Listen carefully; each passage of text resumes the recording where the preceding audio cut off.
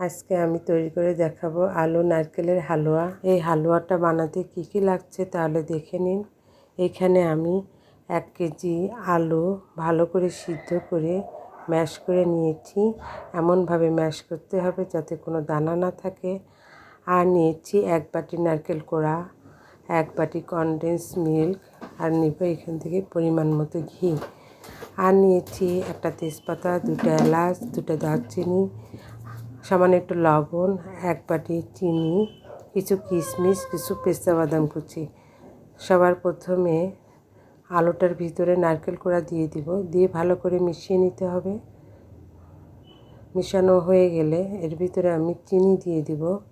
চিনিটা পুরোটা দিতে হবে, আপনার যেরকম মিষ্টি খান সেরকম মিষ্টি ব্যবহার করবেন।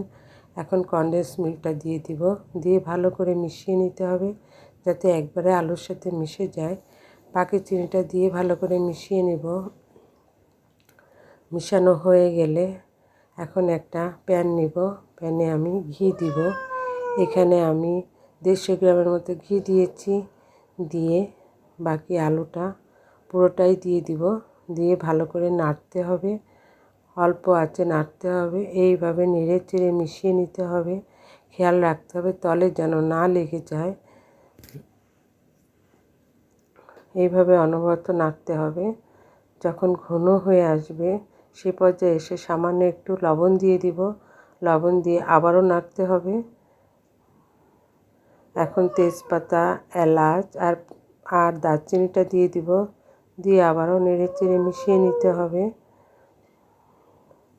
শুধু এইভাবে নেড়ে নিতে হবে।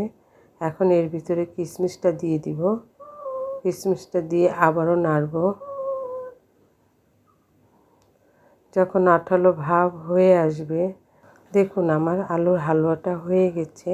এখন উঠিয়ে নিব, উঠিয়ে একটা সার্ভিং ডিশে ঢেলে দিব। এখন আমি তবক দিয়ে দিয়েছি, দিয়ে যে পেস্তা কুচিটা রেখেছিলাম সেটাও ছড়িয়ে দিব।